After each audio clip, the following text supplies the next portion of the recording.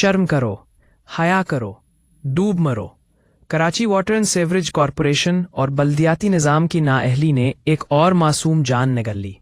गुलशन Iqbal Nipah चौरंगी के करीब एक दर्दनाक वाकया पेश आया। एक मासूम बच्चा मुबीन खुले मेन होल में गिरकर डूब गया। शहर कायद की सड़कों पर मौत घूमती फिर रही है, मगर हुकूमत के कान पर जूं तक नहीं रेंगती। कराची का बुनियादी सवाल यह है, आखिर शहरियों के खून का हिसाब कौन देगा? FIR किसके खिलाफ काटी जाएगी और अवाम कब तक हुकूमती नाअहली की लाशें उठाती रहेगी? Karachi water and sewerage corporation के चेयरमैन मेयर कराची मुर्तज़ा वहाब सिद्दीकी के खिलाफ शहरियों में शदीद गम और गुस्सा पाया जाता है। एक तरफ कोरंगी में यौम तासीस पर जश्न, तकरीबात और नारे, और दूसरी तरफ गुलशन इकबाल में एक माँ अपने लख्ते जिगर मुबीन की लाश के सामने बैन करती नजर आई।